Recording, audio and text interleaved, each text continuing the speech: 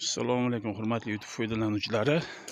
Bugun yana bitta obyektimizni boshladik. Betonni quyib tugatdik.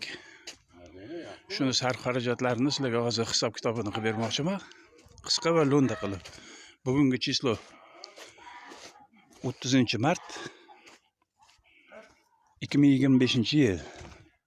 Mana hozir 4 ta xona uyga beton quyildi. Buni razmerlari. Mana bunisi 8 ga 3,5, 4,5 ga 3,5, 4 ga 3,5, oxirgisi 5 ga 4 bo'ldi. Bu yerga biz seminni kilosini 500 so'mdan olib keldik. 5,5 tonna beton ketdi, semin ketdi. 3 mashina shag'al olib kelindi, 1 mashina shibonka olib kelib aralashtirib quyib yuborildi. 260 metr armatura olib keldik. Armatura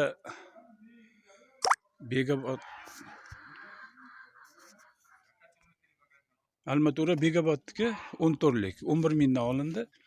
Hozir shuni hammasini sarf xarajatlarini qilib chiqazib beraman. Xudo xolisa g'ishini urganda g'ishini nimadan uriladi, qanaqa xomashyo ketadi bunga, bularni ham hammasini chiqazib, qisqa va lo'nda qilib sizlarga obzorini qilib borishga harakat qilamiz xudo xolisa.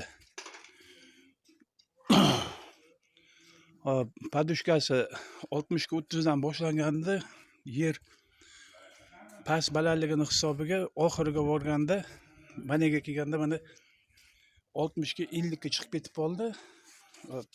Narxi armaturalarni karkas qilib to'qish hammasi ichida, tepasidagi lentasi narxi 45 ming so'm. 40 ga balandligi 50. Mana shu ish, xudo xolisa mana bu yog'ini g'ishini uramiz, seysmopoyez kolonnasini quyib, bitta qisqacha qilib obzorini qilib beramiz. Osmonimiz musaffo bo'lsin, hammamiz uyimiz tinch bo'lsin, topganimizga Xudo Alloh barakasini beraversin. Mana shu yerda hozir hamma rasxodlar bor, tashlab qo'yaman, ko'rib hisob kitob qilib olaverasizlar.